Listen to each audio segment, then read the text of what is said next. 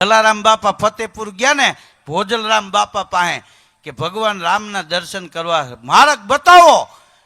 ભોજલરામ બાપા કે જલા વીરપુર વયો જા, ટુકડો ચાલુ કરી દે, ટુકડો ન્યા હરી ઢુકડો, તારે રામને ગોતવા નહીં જવો પડે, ટુકડો ચાલુ કરી દે, તને ગોતતો ગોતતો રામ તારા આંગણે આવશે.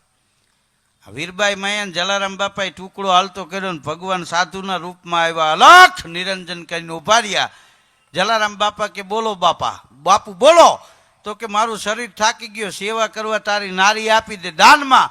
વાત કરતા વાર લાગે, બાવડું જાલી અને વીરબાઈ માનું જલારામ બાપાએ દાન કર્યું. જલિયાણ નારી જાંચવા હરિવર આવ્યો હોય, કર ગ્રહી દે હરખથી, એ અમારા કાઠિયા વાળી કોઈ. વીરબાઈનું બાવડું જાલીને આમ દાન કર્યું ને, ત્યાં સત્તાધારની જગ્યામાં વગર વગાડે મેળે મેળે નગારા વાગવા માંડ્યા, ઝાલરું વાગવા માંડી. આપા ગીગાની હાજરી. ટેલીએ જઈને કીધું કે એને વગાડતા નથી ને, આઈથે નગારા ઝાલર કેમ વાગે? આપા ગીગાની આંખમાં જળજળી આવી ગયા હરખના, અને એટલું બોલ્યા કે બાપ, આજ વીરપુરમાં જલિયાણે મોતીડું પરોવી લીધું, એના હરખના આ ઝાલરને નગારા વાગે છે.